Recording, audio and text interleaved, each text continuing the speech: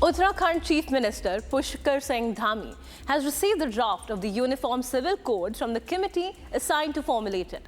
Now, Dhami emphasized that the UCC is meant to ensure equality and fairness for all citizens. The move is seen as a significant step towards uniform laws across the state, aligning with the government's vision of social justice. Viewers, at this point, I'd like to bring in my colleague Ratan, who's joining us live from Dehradun. Ratan, tell us, what is the UCC all about and how will that impact Uttarakhand? देखिए, उत्तराखंड में UCC लागू करने का countdown आरंभ हो चुका है। कल की अगर बात की जाए तो यूसीसी समिति ने सीएम धामी को नियमावली का फाइनल ड्राफ्ट सौंप दिया है। सीएम धामी ने साफ तौर पर कहा कि समान न्याय और समान अवसर मिले, इसके लिए यूसीसी को यहाँ पर लाया गया है। और नियमावली में मुख्य रूप से 4 बिंदु यहाँ पर रखे गए हैं, जिसमें विवाह, विच्छेद, लीव एंड रिलेशनशिप, जन्म और मृत्यु पंजीकरण तथा उत्तराधिकारी संबंधी नियमों का पंजीकरण संबंधी सही बात इसमें निकल कर आई है। लेकिन अगर इसके अभी तक के अगर हम कार्य की बात करें, 2 साल 5 महीने की बात करें, तो घोषणा करने से लेकर कानून बनने तक का जो सफर की हम बात करें तो देखिए 12 फरवरी 2022 को विधानसभा चुनाव से पहले सीएम धामी ने यूसीसी लागू करने की घोषणा की थी। मुख्यमंत्री बनने के बाद मुख्यमंत्री धामी ने पहली कैबिनेट की बैठक में यूसीसी लाए जाने पर फैसला लिया। इसके बाद मई 2022 में सुप्रीम कोर्ट की सेवानिवृत्त न्यायाधीश रंजना प्रकाश देसाई की विशेष समिति बनी।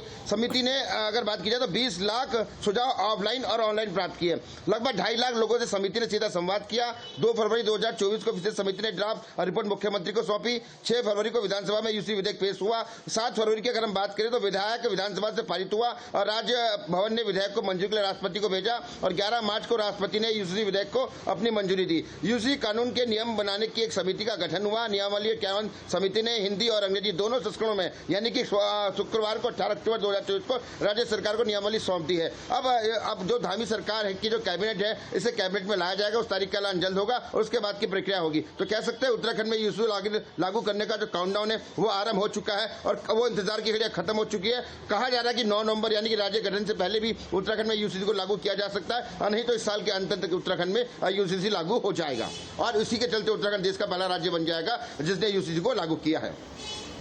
Thank you, Ratan, for those details coming on the UCC, which is likely to be implemented by November 9th or latest by the end of the year.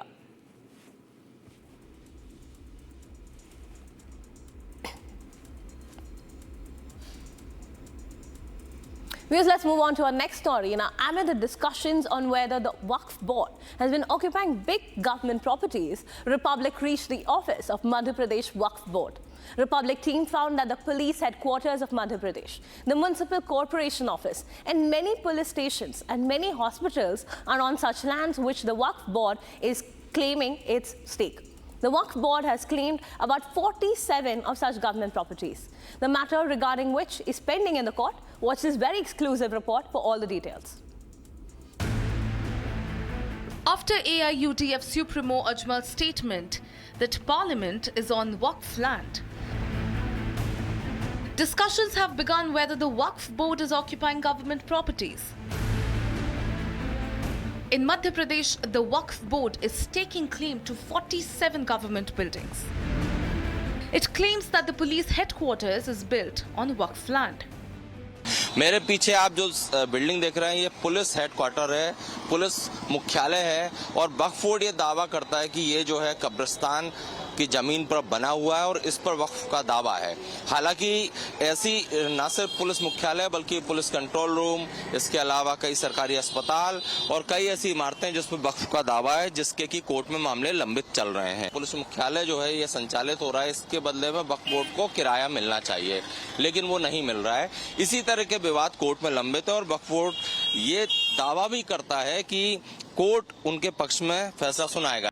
According to the Waqf Board, most of the graveyards and mosques are under government occupation.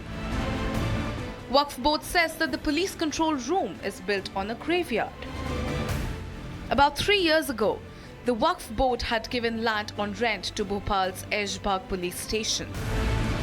The board claims that the Aishbagh police station has not paid rent for 3 years, even after the lease agreement. The board says that in the year 2021, a proper contract was made with them by the police officers, but till date, they have not paid the rent. Republic spoke to MP Waqf Board Chairman Sanwar Patel.